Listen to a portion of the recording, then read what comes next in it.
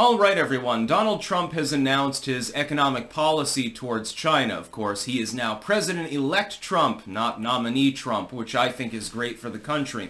I believe in full-on free trade and capitalism. I do not believe in tariffs. I do not believe in any restrictions, particularly on trade. I think that it should be as easy as possible, and that literally I should be able to get a rowboat, sail to another country, and offload any goods that I want at the capital rate, and sell them as much as I want without any sort of regulatory hurdles.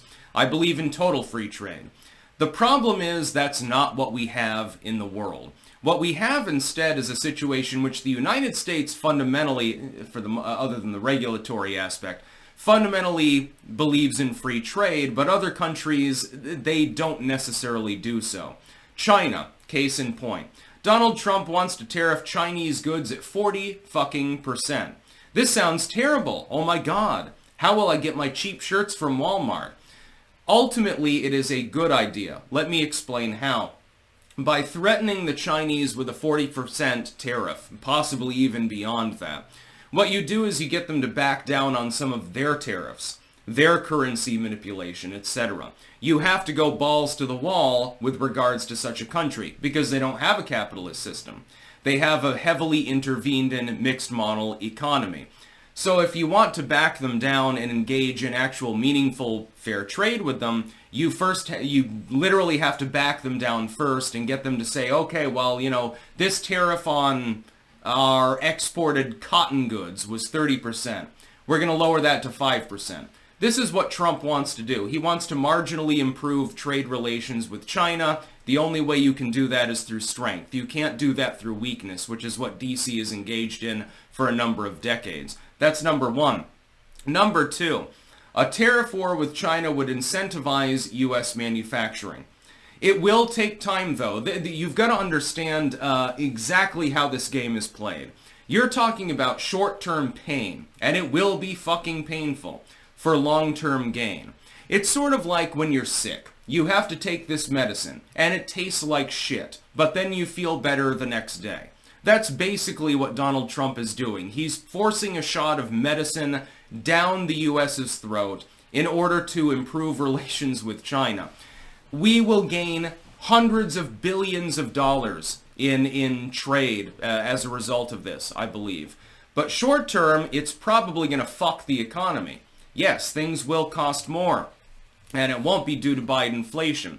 And I think that Trump is being very wise in doing this, and specifically choosing this particular point in time to push these policies. Everyone is already overloaded and being hammered by excessive pricing right now.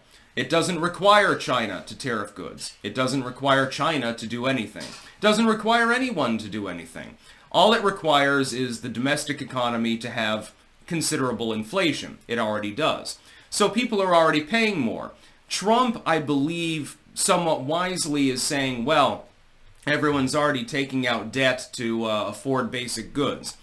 If the goods from China, the cheap shit from China, is priced a little bit higher, it's probably not going to break the bank for anyone whose bank is not already broken. That's number one.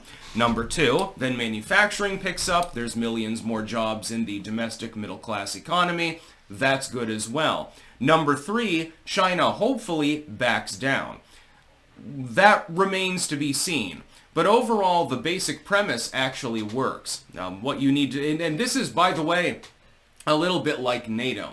Talked about this on the Quartercast the other day, actually. Jeremy, I believe, is more NATO skeptic. I tend to be very pro-NATO. I believe in the right of Western nations to defend themselves and to conglomerate together for military purposes and other strategic purposes. I'm pro-NATO.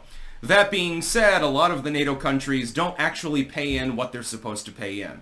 A few of them do. The United States pays much more than it's due. The Polish are doing fine. I think the Hungarians are doing fine. The Germans finally bellied up to the bar. But for the most part, these decadent countries in NATO don't pay their fair share.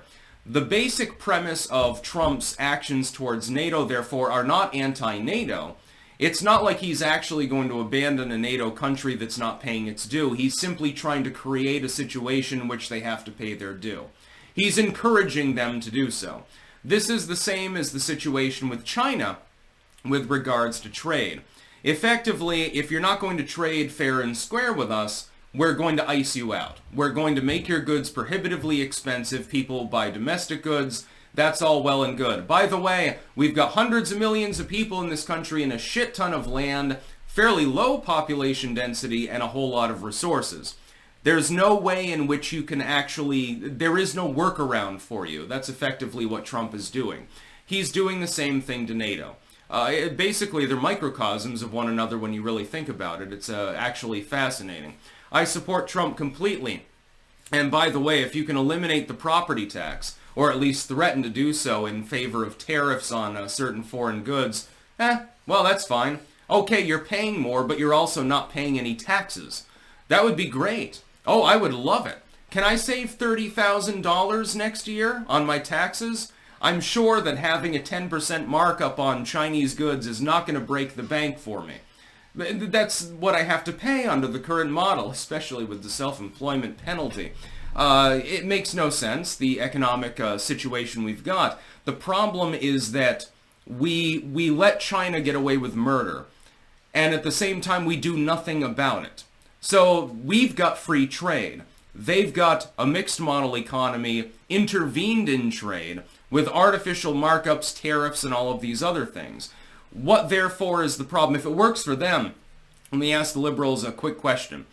If it works for them, and their economy is soaring and everyone loves it, then why wouldn't it work for us? We have a much bigger economy than China. That's the question that they have to answer. Here's the pro tip, though. They can't answer it. Not without self-incriminating. That's about all. Peace out.